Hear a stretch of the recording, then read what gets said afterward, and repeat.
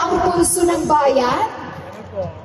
May mga sumasagot na, oo, may mga ganito na yung mga sagot nila. Pero alam niyo po ba kung saan talaga maririnig ang tunay na pulso ng bayan?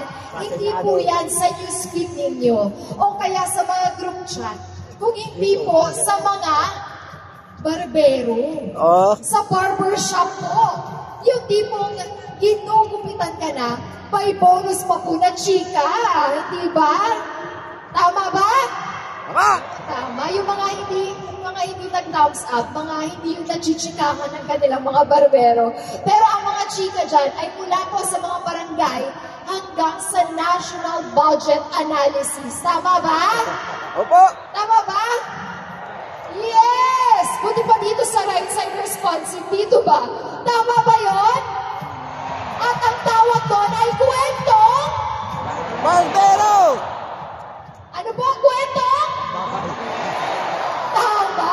Pero minsan, sa likod po ng patawa, meron po yung katotohanan. Kaya ngayon, panoorin po natin ang kwelang take ng ilan sa ating mga kabayan sa mga isyong mahalaga habang nagpapagupit sila. Philippine Arena, let's all watch this. Oh, yan na. Sir, ano ba yung trip natin? Natin gawin. Oo, boss. Magbumuha akong agalang-galang. Ang kailangan natin, malinis.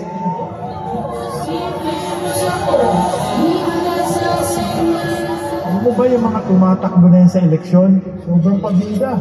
Tama ka, boss. Sikat lang sila. Puro paandar. Pero, wala namang alam ang kakayaan. Totoo yan. May mga pamilya dyan. Kaya ang kailangan na natin, yung may tunay na malasakit sa bayan. Kaya kailangan natin ng maayos na pasyan, pagpili ng kandidato. Yung hindi karapat-dapat, tanggalin na sa listahan. Nakakamiss talaga si Senator Miriam Defensor Santiago, no?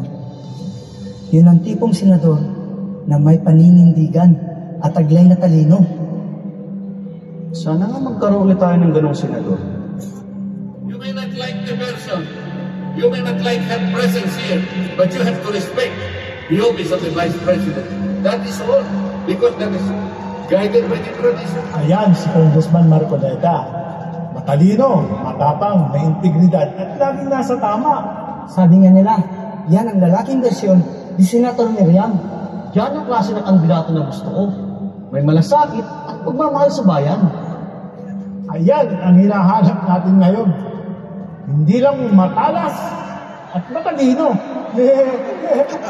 Hindi malinis pa at pulidong serbisyo. Ang inappeal ng court, yung suspension, hindi yung pagbabayan ng maximum fine.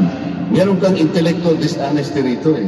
Sana si Marcoleta ang iluklok natin sa Senado, yung may alam sa paggawa ng batas at may prinsipyo. Yan ang dapat na nasa Senado.